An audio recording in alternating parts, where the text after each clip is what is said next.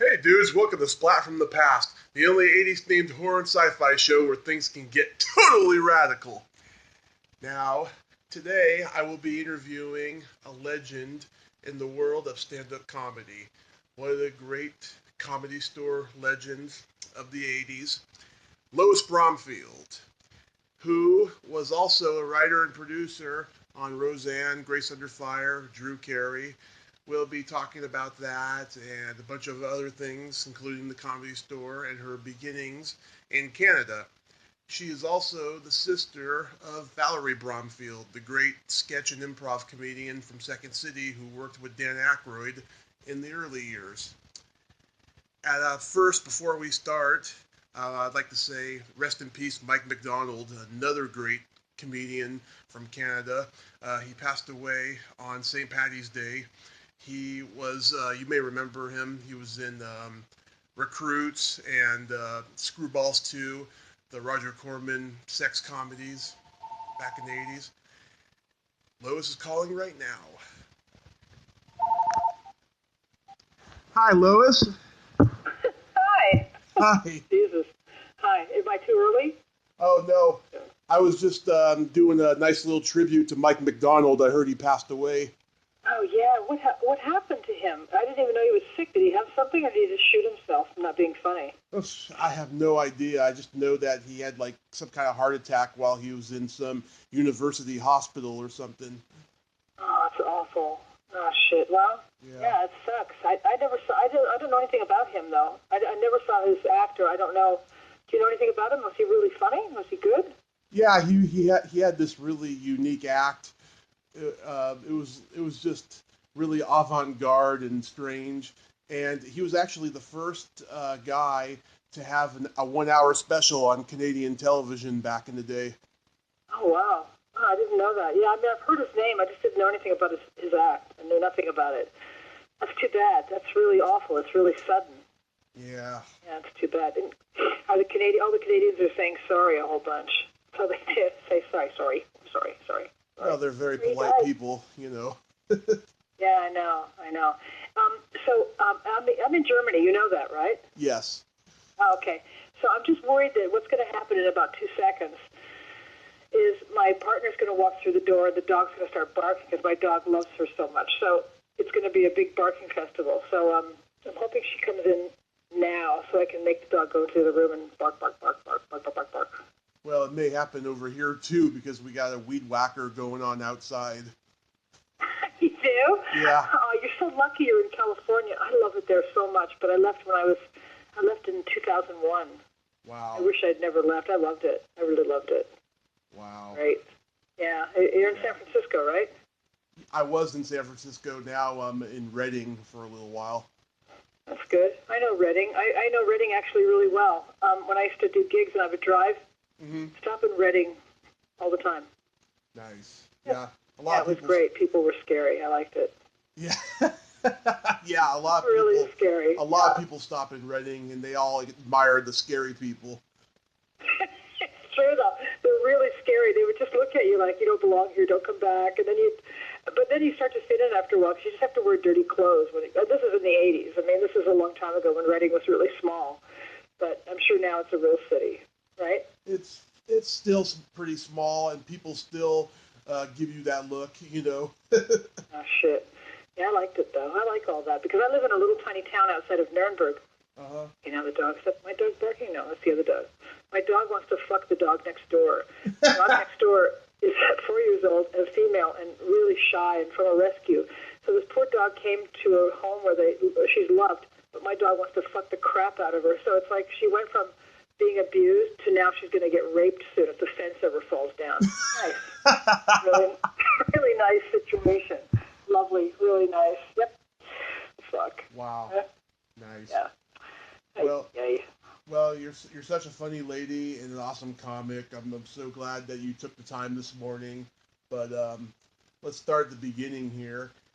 So, your sister Valerie Bromfield was a sketch and improv comedian at Second City. Yep. Who teamed up with Dan Aykroyd in the early years. Wow. But know all that? That's pretty good. Go ahead.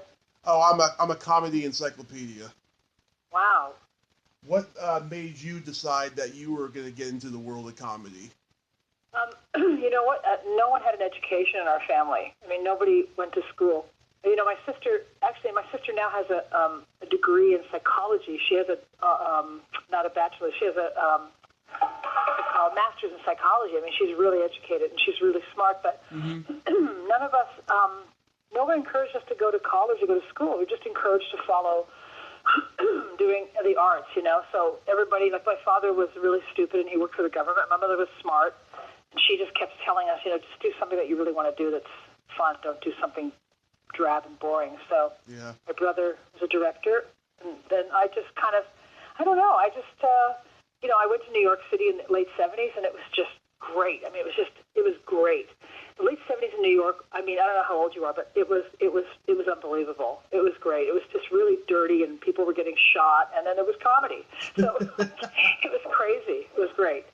So that's what I did. I just left Toronto, and I'm Canadian. You know that, right? Yeah. Okay. So I left, and I came to New York, and I just kind of just sort of started that way. Everybody in my family did the same thing. So that was kind of it. And New York was, you know, the comedy boom hadn't happened yet, so it was just really grungy and really fun. It was really, really fun. I mean, you would perform at the Improv at Hell's Kitchen in New York, and guys would just be sleeping at the back or throwing up on tables. Or it was just really out of control.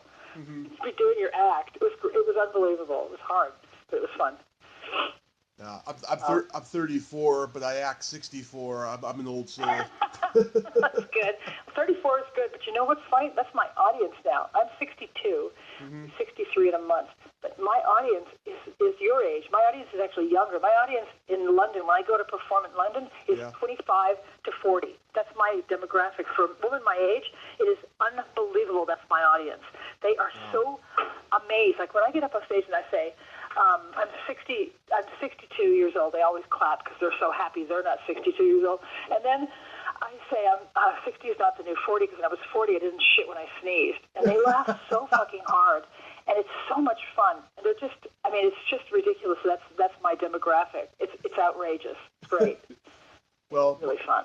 Well, yeah, I'm 34. My audience is pretty close to your age because I do a lot of like 80s pop culture jokes and stuff, and like the older audiences get it more and stuff. Wow, that's great. That's good that you're in your 30s and you're not just doing kid stuff. So we sort of the opposite. But yeah, I love it. I mean, I have more fun now doing stand-up than I did in my 30s. Because in my 30s when I was in Hollywood, I was trying so hard. I tried so hard to not say I was gay, first of all, and then to just kind of play the game so you could make money. Otherwise, you know, if you said you were gay and you said fuck on stage, you were just out if you were a female. Yeah. And you know, you couldn't be Sam Kinison. You had to be yourself. So it was really it was just different. You couldn't say what you can say now. It's so much better now. I agree. What year did you get to New York and start comedy? I got to New York in I guess it was 1978. I got to New York, and I was there for a year or so, and then I came to California. I was only there for 2 years. Then I came to California, and I came to just see my sister. I had no intention of living there, and then I went to the Comedy Store, and I was just like, fuck, this is so great. And I auditioned, and Missy liked me, and my dog's barking like an idiot.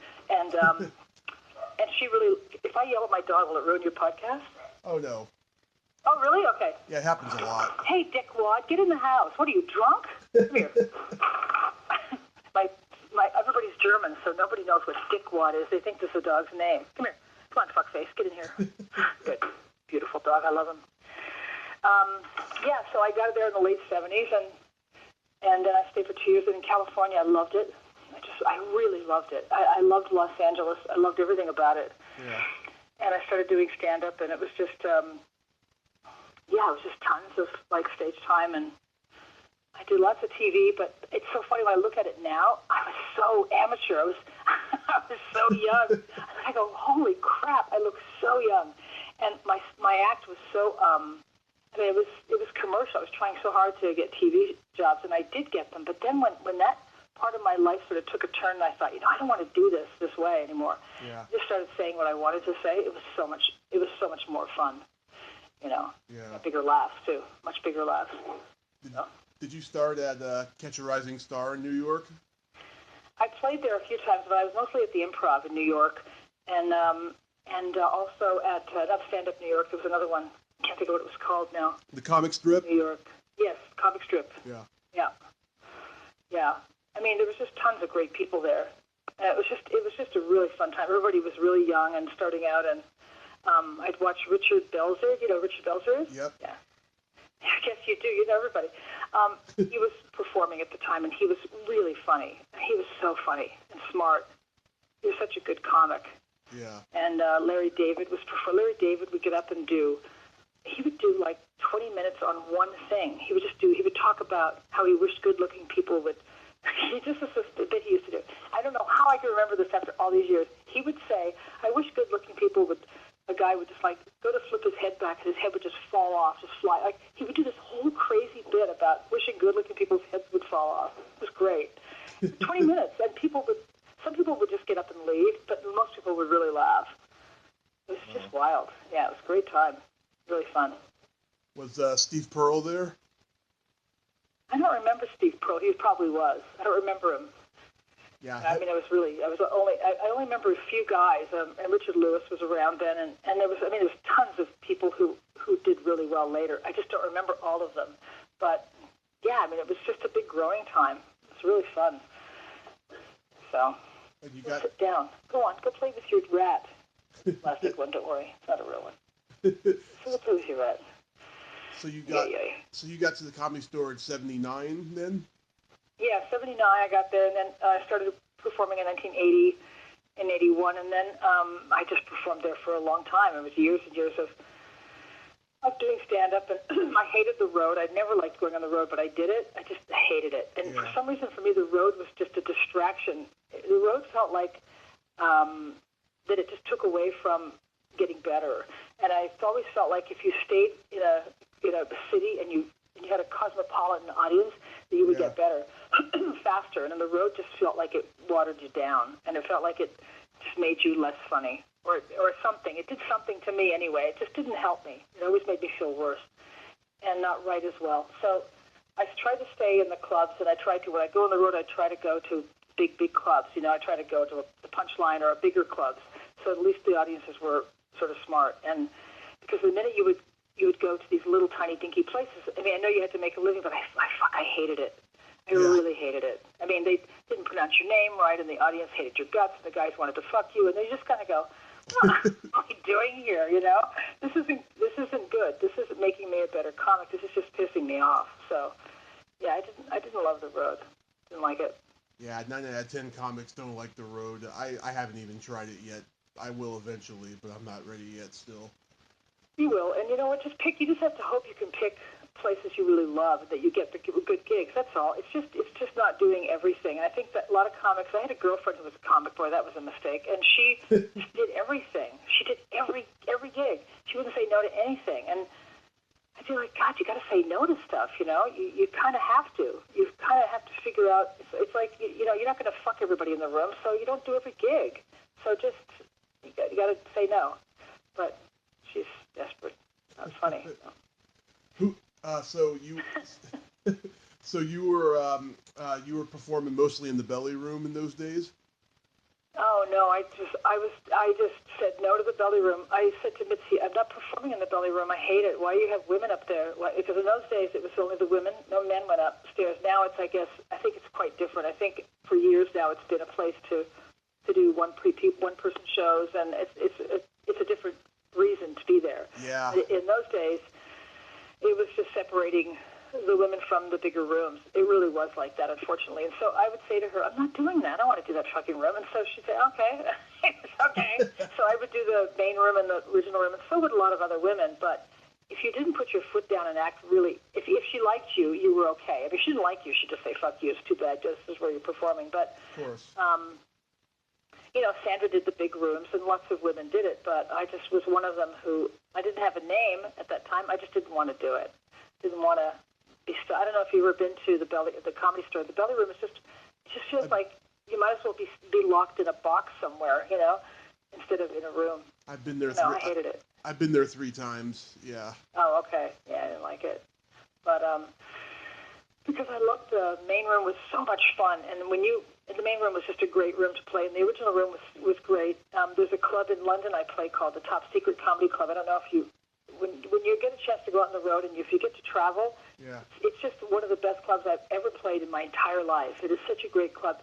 It's rowdy and crowded, and the people are drinking tons of beer, and they're British, so they listen to everything you say.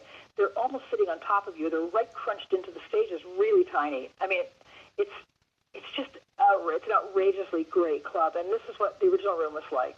Really crowded, and people had their feet on the stage, and I just loved it. I love that. I like it. It's like feeling like a wild animal up there. So yeah, it's totally fun. So did you get there before or after the strike? Oh, God, the fucking strike. I got there just before it, and they never let me forget it. I had no idea what it was about. I just went and performed. And then I stopped. I realized after, I guess it was a couple of weeks, I just didn't go on stage anymore. But I didn't go in the picket line. I didn't know what it was. It was their gripe. They had it, and they were right. They should have gotten paid. I agreed with that. But I was 23. And I was just like, I don't know what this is. I don't care. I just got here. I want to perform. Yeah. Well, but some of these guys never forgot the strike. I mean, they just never forgot it. And it's 30 odd years ago, and they're still talking about it. Oh yeah. So it's kind of like some of you guys hate each other still. Yeah, I know, but it's just get over it. There's lots of clubs. Listen, there's clubs in Europe that don't pay anybody. They don't pay you at all. Yeah. They don't pay you, and they don't give a shit if you don't want to perform there. Too bad. And they don't give you money. They just make the money. It's terrible. And then you go and you use it for being seen for something, or you use it to develop a show. But honestly, to get paid in the clubs in Europe, it's almost impossible. It really is. So you either have to have money from something else, or you have to, like I go to the comedy place in London and I say, you have to pay me for my trip here. And they do. But I had to be pushy and old. Pushy and old is good. So. Anyway, the strike is just something that I never seem to forget. Yay. Who were some of the big stars there when you first got there? Oh, you know what? I don't know. I remember seeing Michael Keaton performing. I remember that. I remember seeing David Letterman perform. Mm-hmm. There was tons of people. Those are the two that stand out.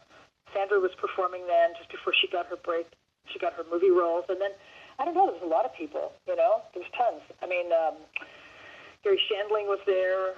Oh yeah, it was just like anybody you could mention. They were there, doing stand-up, or wandering around the halls having drinks, or standing out in the parking lot smoking. It was just wild. It was great. It was just like the greatest time to be a comic. It really was. It was really fun. Yeah.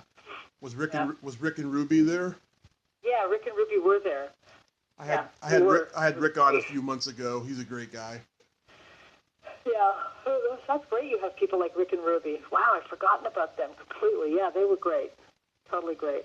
Yeah, I'm gonna mention some quote unquote folklore comic names that the public might not know. So tell me anything that comes to mind, okay? Okay. All right. Vic Dunlop. Oh yeah, great. I like Vic Dunlop. I just don't remember his comedy, but I just remember he was fun and fat and great, nice, very friendly. That's all I remember about him. Yeah, he had those crazy eyes. He looked like that old time actor Billy Sullivan. That's right. Yep. Freddie Asparagus. Freddie who? Freddie Asparagus. Yeah, I remember him, but really vaguely. But I know who he was. Yeah. Don't know anything about him. I don't remember his act either. Isn't that nice? Yeah. Thanks. Really nice. I just don't remember. I mean, I'm sure he was good. I just don't remember him. I don't remember. I remember him though, but not his act. I remember he was the bartender in Three Amigos.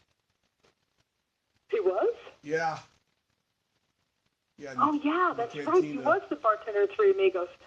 That's right. Well, you're good, man. You really remember everything. You are a comedy, whatever. I'm a comedy fanboy. Yeah. Thank you. That's it. Wow. Danny Stone. Yeah, I don't remember him. No. I remember Denny Johnston. Remember Denny Johnston? Yeah, Denny Johnston. Yeah. I loved him. I loved Denny Johnston. I loved him because, first of all, he and I would always go to La Jolla together to the Comedy Store, and he was such a perfect beach guy. He was just like the quintessential beach bum guy, and I loved him. He was so nice to me, Mm-hmm. He was such a nice guy because all the boys, I was really cute and young, and there were a lot of the comics would flirt with me, and it was just like, it was so exhausting. And I told him I was a lesbian. It didn't matter. Oh, I don't care. Yeah, but I don't want to fuck you, so it does matter. So how does it not matter? Oh, it's okay. You can suck my dick. No, I don't want to. Hello. So it was stupid. And Denny Johnson was he was just always so, I remember him just being incredibly sweet. And we'd sit in the condo really late at night, and I'd be chain smoking, and we'd be drinking beer, and he never did or said anything awful to me. He was a really nice guy, and I thought he was really funny, actually. I really liked him. Really good guy. Yeah. That's good. And him and Mike Binder I loved, too. Remember Mike Binder? Yep, I actually got a funny Mike Binder story that Lori Jacobson told me. You do? Uh-oh. Did you do it on your podcast? Oh, she told me it. She said that I asked her if she ever saw anybody like have sex backstage at the Comedy Store, because it happens so often now. Because I listen to the Comedy Store podcast, and it happens a lot. But she told me she saw Mike Binder and some waitress fuck on like a stairway or something. Nice, I believe it. Yeah, I believe it. He was so cute and young. He was really sweet. He was a nice guy. I liked him. Yeah, he was like a big flirt. Yeah, he was like the youngest guy there, I heard. Yeah, they called him Kid Comedy. And he would get up and all the girls wanted to fuck him because he was cute. He was really young. Yeah. Yeah, he was a good guy. He did really well. I mean, how many movies did he write? I guess, how many movies did he get produced? Maybe a few. He did really well. Yeah, Coupe de Ville, Blank Man, stuff like that.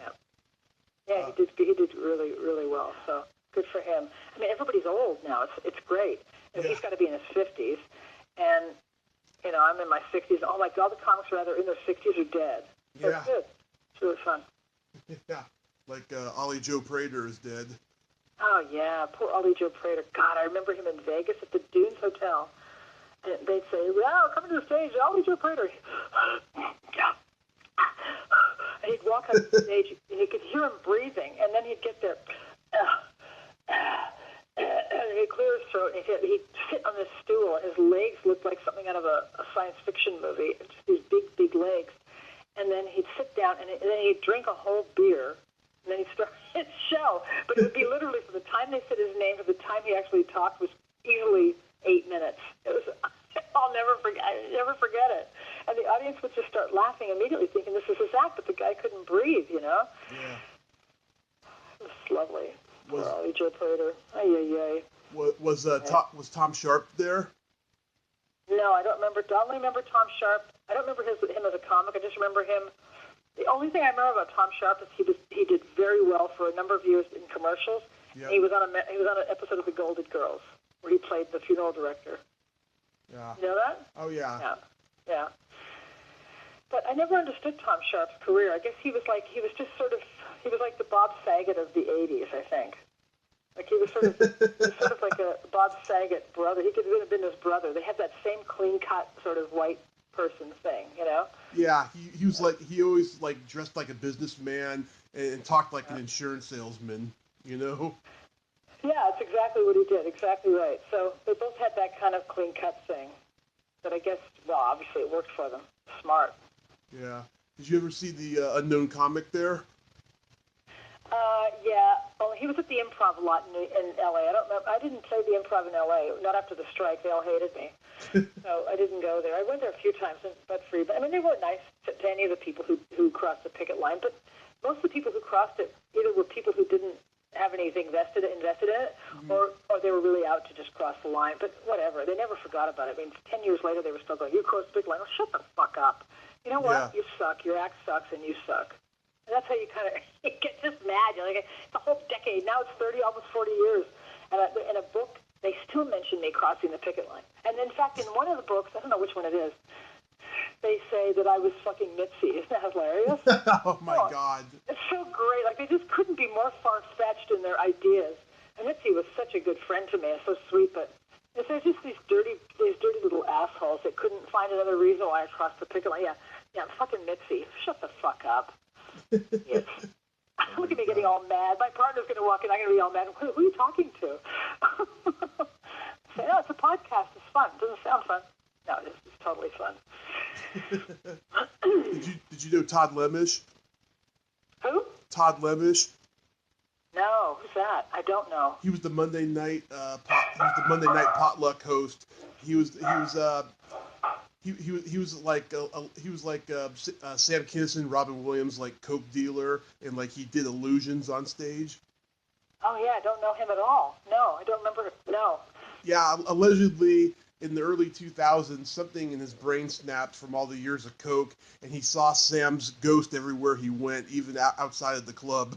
Is that true? Really? He really had like a psychological break? Yeah. Wow. That's really scary shit. I mean, I don't know any of the. I know a lot of the old comics, and now the new ones, the ones that have come out in the last 10 years. When I go to the Comedy Store website and I see all the new comics, it's really great. I really like it. Mm-hmm. It's really fun to see them. To see somebody that's like 30 years old, or like I don't know, it's just sitting on a stool on the stage and doing mad stuff, doing crazy stuff, and lots of women, and it's really nice. I like it a lot. I get a lot of comics go onto my Twitter page, or they go onto my website, and they always say, "You're so great, you're so funny," and they're these women are like 25, 26 years old. They're doing stand up. It's very cool. I love it. Mm-hmm. I really love seeing that. So. Yeah, I mean, 3 times I've been there. I'll tell you, I didn't see any ghosts like a lot of people have, but I felt the presence of dead comedians when I was there, and I didn't feel creeped out. I felt like I belonged there. I felt like the sense of inner peace there. Did you really? Yeah. Wow. Did you ever perform there? Have you performed at the Comedy Store? No, I'm hoping to when I move there next year. It's a lot harder now to get in there than it used to be. Nah, it won't be. You should just talk to Jeff Scott, who books. I think he books the spots. Jeff Scott's a friend of mine for like 25 years. Mm-hmm. You should just go in do they still have auditions where you have to go and do like 3 minutes? Do you have to still audition, or can you just? They still do 3 minutes, but like, okay, when I went there 2 years ago, I had to sign up along with like 75 or 80 people, and they choose 15 for 3 minutes in 1 hour, and then all the stars come in to do their, open mic, working on sets. Oh God. Okay. Yeah. Sounds like it used to be. It sounds exactly the same. Wow. It's kind of scary. It hasn't changed in all that time. I thought it was a little easier. I mean, it sucks. When you go and you see comics, it's really funny because when I'm performing here on this side of the world, it's pretty different. I mean, the club I perform in, the one in London mostly, is the comics are so different. Everybody's really, really different. There's nobody is careful what they say. Everybody's saying their opinion. The women aren't afraid to say fuck and talk about sex and nobody's afraid of anything. It's really good. And I don't know, this guy in London, he is a comic, and so he owns the club, and he really knows how to treat comics. That's what's great about him. Yeah. And he doesn't do auditions. He just doesn't do them. He just has people kill. If he likes you, show him your act on your website or whatever, and if he likes you, then he just says, come in and do a spot, and just with everybody else. There's no separating people. It's really good. And I like that. I think that they should adopt that at the store and not make people stand outside with a number and all that bullshit. Uh-huh. And just let them. I mean, most people have a website. If you don't, then you go and make a video. You go to you have to get something and show it to the just show it to the guy who's booking and just book you into a spot. It's crazy. I mean, you sound like have you been doing stand up a long time? Now I'm interviewing you. Yeah, right, isn't it? 12 years. Yeah. Yeah, you should be able to go. Yeah, you shouldn't have to go through that shit. That's ridiculous. It is. The open mic scene is fucked up everywhere, and I'm trying to be a little bit more vocal about it because I see things that just need to stop. I see a lot of bullying. I see a lot of not just from comics but also from club owners, and it just needs to stop because it's killing the art form, I think. Yeah, it's too bad it's like that. I'm sorry it's gotten that way. That it's. Yeah. And also, I mean, I hate to say this, but if you've got 70 people waiting to go on, probably 3 of them are funny, honestly. Yeah. I mean, it's really hard. You're not going to get 70 people and everybody's good. I was so fucking depressed. They're not good, They're not good, and they shouldn't do it. I mean, I taught a class here. Mm-hmm. Never taught a comedy class in my life in Munich. And these are German comedians, and they speak English. They do English show. And some of them are funny, but it was really hard to sit there with 9 people And I said to them, well, this isn't good. This isn't funny. You don't have a point of view. You don't have it's not honest. You got to talk about yourself, about things that are real. Otherwise, it looks like bullshit. And they got not mad at me, but they just hated being told that because they really want to believe they're good. And guess what? Not everybody's good. So you have to figure it out. I don't know, or do something else. I was really brutal. And I felt bad, but one guy called me. He said, oh, I'm so glad you told everybody they suck. I said, I didn't tell everybody they sucked, but they did. They sucked. Oh, they sucked. Oh, my God, they sucked. Oh, terrible. Did you ever get on The Tonight Show? No. Never did. Oh, that sucks. Never got The Tonight Show, no. That sucks. No. Yeah, it's fine. It wouldn't have mattered. It was fine. Did other stuff. I mean, I stopped doing stand-up in 1990. When did I stop doing it? 1994. I started writing on the Roseanne Show. 1991, I started writing on the Roseanne Show. Mm-hmm. So I wasn't doing stand-up much after that, just like sporadically. Oh yeah, let's talk about that. So you got on Roseanne. Yep. To write. For 4 seasons. I wrote on the show for four seasons, and then I went on to a bunch of other sitcoms. And then I left California in 2001, and I went to New York. Mm-hmm. And then I did some stuff in New York. I did lots of stuff in New York. I worked with HBO. I worked on HBO. We did these little interstitials, entertainment interstitials. And then I worked with a bunch of production companies. I pitched a ton of shows. I did a logo. I did tons of stuff. So, if you live long enough, you do tons of stuff. So I did lots of stuff in New York. And then I met my partner, and then I just came to Germany over the years. I'd come here, and I'd see her, and then we got married. We're a little tiny town, really little town outside of Nuremberg. Mm-hmm. The people here are so backwards, so we never had a lesbian couple here, y'all, and you're American, too. They're really scared. So, teaching them about the real world. It's not all beer and bratwurst, you idiots. So it's good. On Roseanne, did you write with Alan Steven? No, because he wasn't really there when I was there. He kind of came a little bit later. Yeah, he wasn't really there. Because when I was there, the years that I was there was only, I guess, it was maybe 12 writers. And by the time Alan got there, it was probably 25 writers. It was ridiculous. Roseanne hired just anybody, everyone. Hired tons of people. Yeah, like I left. Sid, what's his name? Sid Youngers? Yeah, Sid Youngers was great, though. He was a really good writer. Really good writer. I mean, the thing is, you have to hire people who actually know how to write. So then she hired a lot of comics, and some of them learned, and some of them didn't. Some of them actually learned how to work and how to write. Yeah. Some of them didn't. Writing a TV show is really, really fun, but it's work. You got to sit down. You got to if they throw a script out at 10 o'clock at night, you got to stay there till 5 in the morning and rewrite it. It's really a ton of work. Yeah, I loved it. Yeah, I know people tell me I'm a great writer and I should do that. I'm like, no way. I'm not going to have, I'm not going to have 50 jokes written, and I'll be lucky if one of them ends up in the final product. That's kind of what it is. Yeah, I mean, the best part of it is when you get to collaborate and write with a bunch of people. Though it is fun, as long as you get to be part of the process. If you're just a joke whore, then it's not that much fun because you're right. You're pitching 50 jokes, and you'll be lucky if it gets into the show. So you have to really be able to write a whole script, and it's really great because it's satisfying and the money's really good, and yeah, it's a lot of fun. Mm-hmm. It really is. And Roseanne was great. I really loved her. I mean, a lot of people didn't like her, but I thought she was great. Really, she put up with so much shit from writers who didn't like her, and then she put up with so much shit from the networks. It was tough.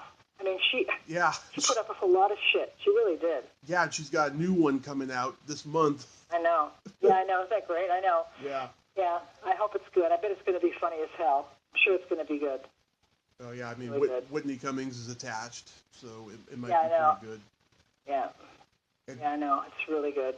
So I'm really proud of her. Yeah, Roseanne and I are on Twitter a lot, and I talk to her when I can, and I tell her what I'm doing. But she was great. I mean, she helped me. When before I wrote on her show, I was living with this woman, and we just had no money. Like, we just had no money. All of a sudden, for some reason, we had no money. I don't know what happened. I don't remember. We were nuts. We spent every dime. And Roseanne hired me to write some stuff with her, and I'll never forget it. So, you know, when somebody helps you out like that, you never forget it. Yeah. And tough years. And then when she hired me on the show, it was just fucking unbelievable. I was like, holy shit, I couldn't believe it. I was so happy to go to work and make money. She's just a really good egg. She really is. Yeah. I love her. Yeah, she's my buddy. She seems lucky like me. it. Yeah, she seems like it.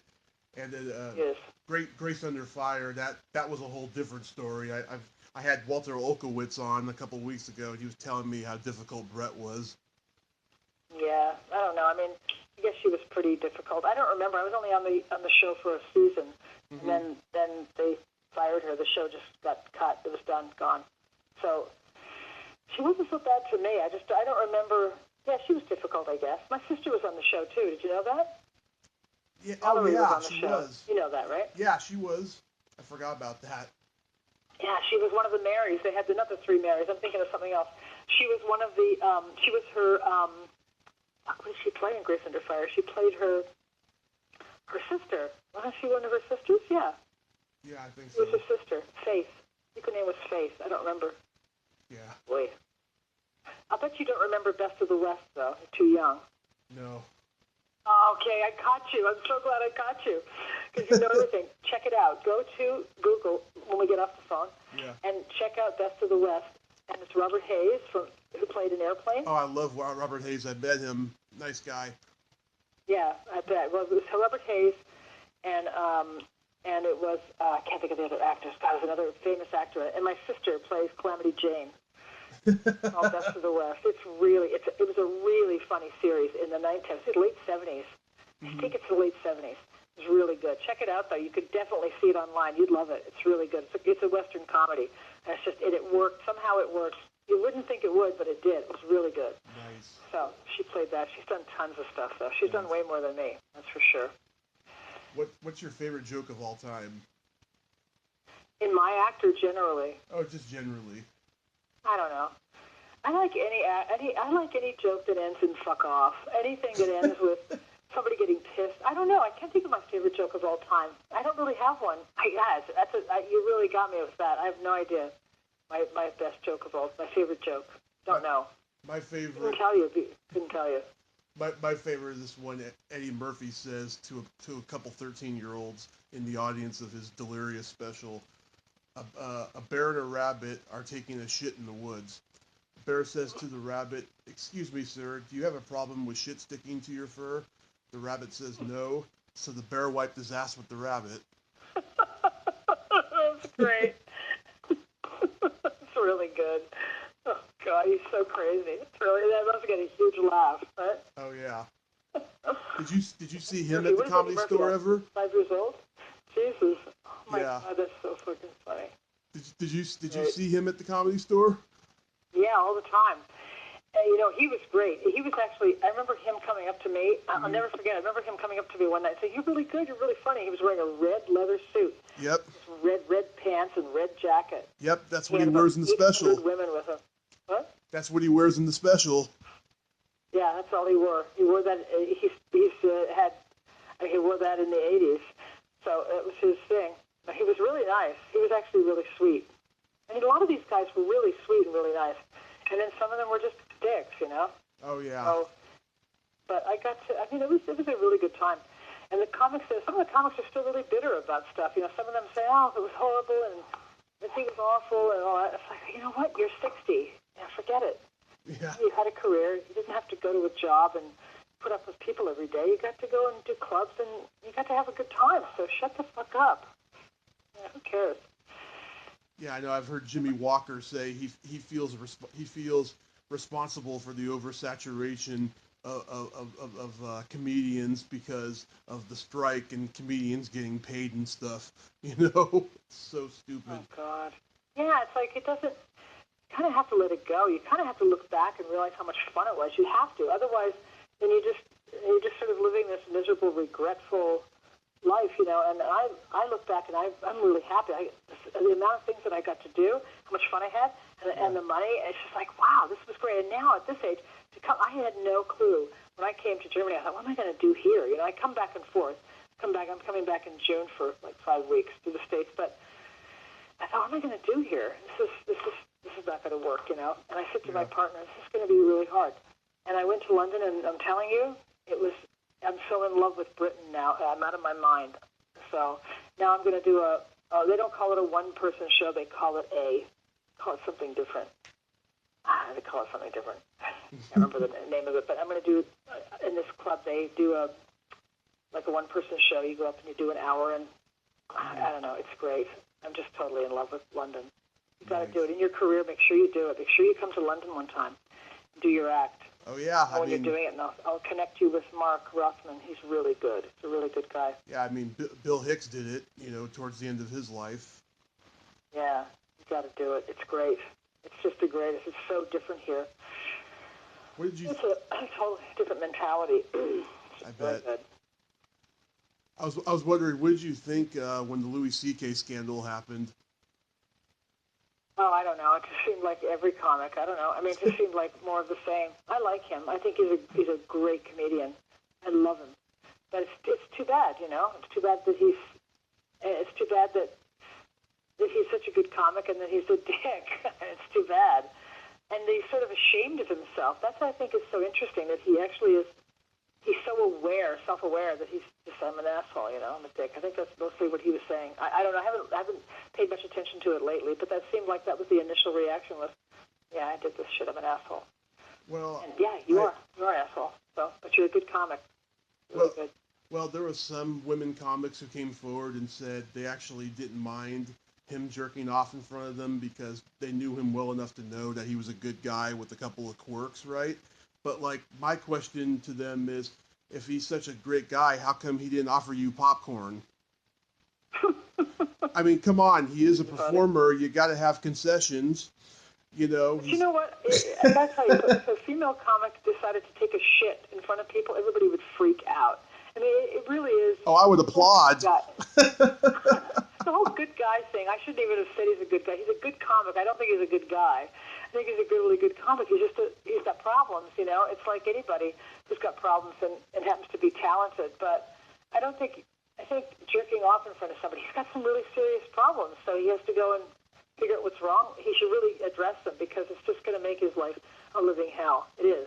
And the female comics that say that, it's too funny. I don't even know what it means. But I mean, I don't put up with very much. You know, I think for me. I had a comic come up to me when I was in London, and he said to me, I had a really good show. I have really good shows there. It's really great. And he said, how the fuck am I supposed to follow that? I said, I don't care. You shouldn't be here if you can't follow people. What are you talking about? It's like, I don't give a shit. And don't be a dick. And for me, it's all about, at this point in my life, just don't be a dick to me, you know? Yeah. You know, you sort of earn your place, and you sort of earn your steps, and you can't be an asshole. And Louis C.K. is such a brilliant comedian. It's just too bad that he's got problems. It really is. It's a shame. I feel bad for him. I do. Yeah, I'm not very liked by a lot of comedians of my own age because I'm a very blunt person, you know. I tell somebody if I like them or I don't like them, you know. And Good. they're such bullshit artists. Like when somebody real comes along, oh, they fucking hate them. I'll tell you. Yeah, I'm sure. I mean, that's the problem, you know, when you're just straightforward with people. It's good that you're like that now, because by the time you get to be my age, you'll be a mess. It's really good. I wasn't like that in my 30s. I had to play so many games living in Hollywood, but it's good that you're like that now. It's really good. Yeah. When you're an old man, you'll be like, fuck, you get out of my way. Fuck off. Give me my soup. Where's my soup? Yeah, you'd be like that, so. Yeah, all the older comics, they love me, though, because Huh? What'd you say? Yeah, I bet. Well, you're great. Yeah, you're very nice. You don't seem like a 34-year-old. That's for sure. Yeah. You seem like you're older, so that's very cool. Well, because my act reminds them of, you know, guys they came up with, because I'm not one of those fucking alternative comics I'm so sick of seeing, you know? Oh yeah, me too. I hate them. I hate all that shit. I just hate anything that's fake. Somebody asked me once, how do I get a comedy persona? And I said, what are you talking about? How do I develop it? I said, look, you know, here's the deal. You either have something to say or you don't. So you either have a point of view and you're funny or you're not. You can't develop a persona. You can develop a character. You could do a character that isn't is not you, I suppose, but you got to be really good at it. It's got to be really well crafted and really good. Yeah, that's what I got. I'm the fanboy, in my persona. That's great. I want to see your act. Can I at least? Are you on? Do you have a website? Yeah, of course. I did have a website. I got Facebook. I used to have a website, but I had to take it down because it was shitty and I couldn't pay my monthly fee. But I'm gonna launch a new one eventually. But I'm on Facebook, yeah, and I'd like to watch it. And I got videos on YouTube. Oh, good. Okay. Well, yeah. I'll watch them. 2 videos I recommend of me. One called Tommy Kovac Live at the Lariat from like 2011. One of my best early sets, I have to say. Okay. I just wish it was a minute longer. I got off stage too early, but it's still pretty good. And then there's one called Tommy Kovac Comedy Act.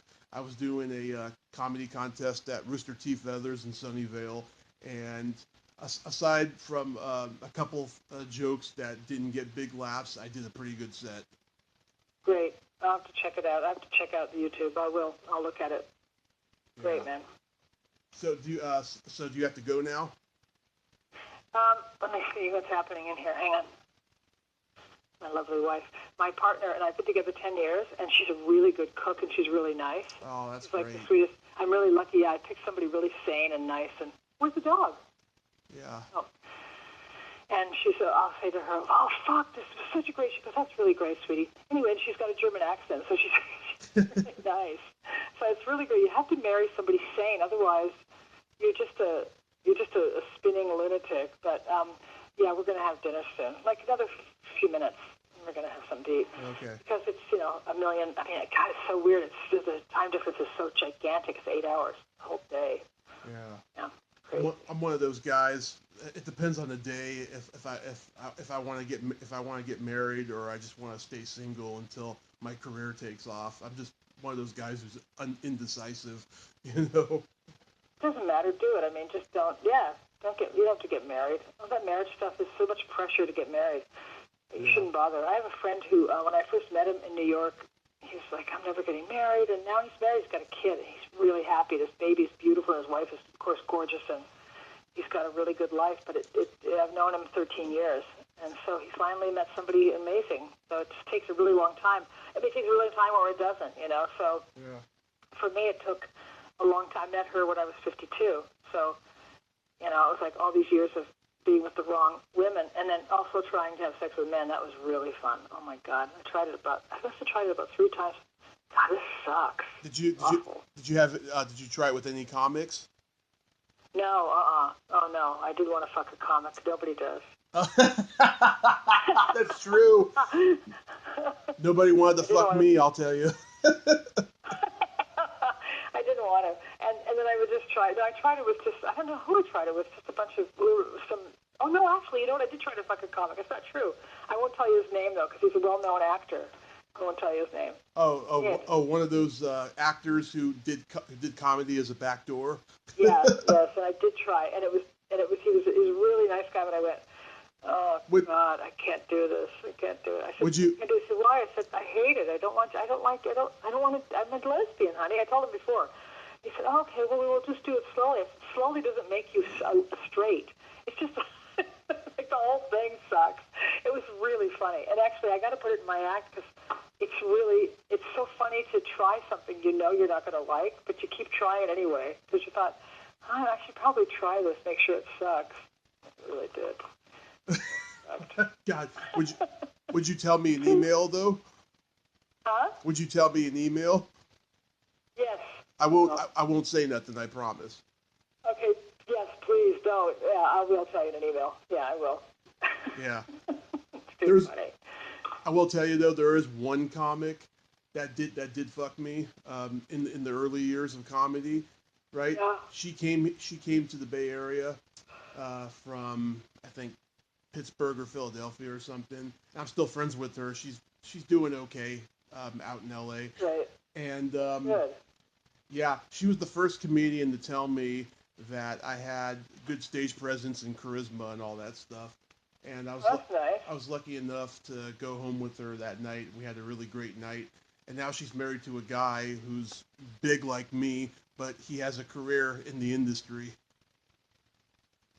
Do you tell that story on stage? It's really great. I could. You should. I'm afraid she might hear it and get mad, though. Yeah, that's true, but it's really funny, though. Thank you. It's really great when you say he's big like me, but he has a career. It's really funny. Thank you. Oh, come on. That's hilarious. I would do that. That's really good. Holy shit. I got What else should we talk about? Because I got to go now, so I got to go in a minute. But did we cover everything? Or was something? I feel like we missed something. Well, I guess we didn't. I did want to talk more Comedy Store stuff, but you can come on next time if you'd like. Sure, absolutely. The Comedy Store stuff, I'm trying to think of what we missed, though, because, yeah, we didn't really miss much. I performed there forever. I don't know what else I could tell you about it. I never saw ghosts. Mm-hmm. I never saw a ghost there. But I wanted to ask about the crazy shit when Kinnison was at his peak and all the porn stars and coke addicts came in. I don't remember that. I don't remember that at all, because when I don't know where I was when I was doing that. I must have been doing the road. That's when I really hated it, but I was doing the road. Yeah, it was like and 86, my 87. My only Sam Kinison story is he was actually really nice to me as well.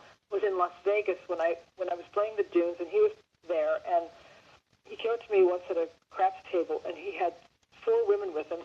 He said, "Hi, Lois, how are you doing?" I said, "I'm good." He was so sweet.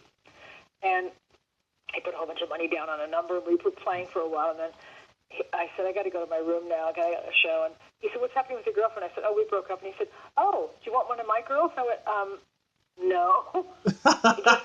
He just offered me up a prostitute. I was like, well, no, honey, I don't really. Yeah, take her. Who wants to go with Lois? I'll go. I was like, no, I don't want to go. I was so scared. I was was like, oh, I don't want a prostitute. I don't know what. She's professional, and I'm just an amateur. I can't do this. I don't want to do it. Oh, God. It was. That reminds me of a story I heard. Jim Carrey, he did this teen movie where he plays a virgin, right? And one time, Sam was driving him down Sunset Strip, and they stop where these prostitutes are, and Sam says something like, "Hey, this guy right here is a virgin. He just made a movie where he plays one. It was art imitating life," or something like that. That's really good. It's really funny. Oh, God, that's so good. Yeah, I love Sam Kinison. Was really sweet. He really was. And it's funny to say that, because he doesn't seem like he would be, but a lot of these guys that had all this sort of extreme comedy and this rough stuff were always really nice guys. The ones that played sweet that weren't nice, they were the assholes. Yeah. But Sam was great. Yeah, really sweet guy. Yep. Nice to me. Oh, yeah. Yeah, him. All right, man. Huh? Him, Bobcat Goldthwait, and Andrew Dice Clay were the 3 guys that made me want to become a comedian. Yeah, Andrew Dice Clay. I remember him. He was really nice to me too. I never liked his act, but I liked him. I never liked his act. I don't know why. I couldn't get into it. It just didn't make me laugh. But I loved Sam's act, and I loved Goldthwait. I liked him too. But I don't know what it was about. Yeah, I don't know. Some acts I just didn't like, and some I liked. Some guys could just get away with saying anything. Yeah. Well, Andrew Dice Clay I didn't love, but I like him as a person. I haven't seen him in like 25 years. Long time. His show just got canceled on Showtime. I was pretty bummed. It was pretty funny. Yeah, you know what he was great in, though? He was great in the movie. What movie was he in? That was so good in. Blue Jasmine. Blue Jasmine. He was so good in that.